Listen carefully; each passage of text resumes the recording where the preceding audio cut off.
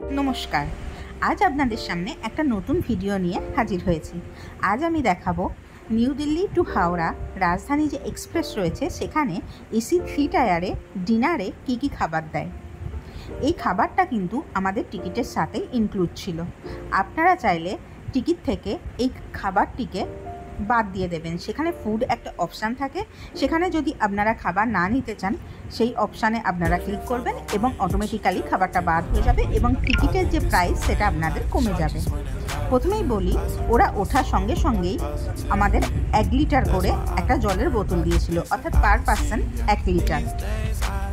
এরপর চলুন দেখি একে একে এই পার্সেলগুলোর ভেতরে কী খাবার রয়েছে।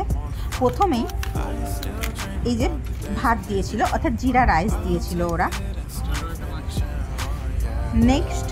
নেক্সট যে পার্সেলটা, সেখানে রয়েছে যতদূর সম্ভব ডাল, মুগের ডাল দিয়েছিল।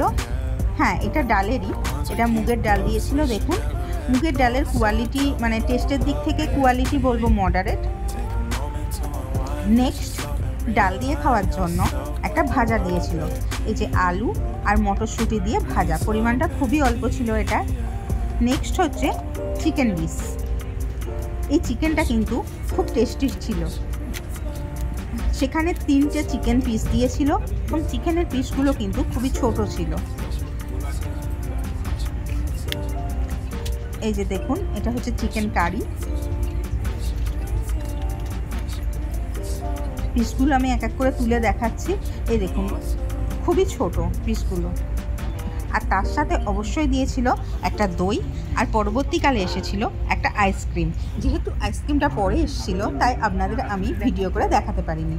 আর এর সঙ্গে দিয়েছিল এই যে রুটি আর পরোটার মাঝামাঝি, যাই হোক পরোটাই বলি, 2 পিস পরোটা।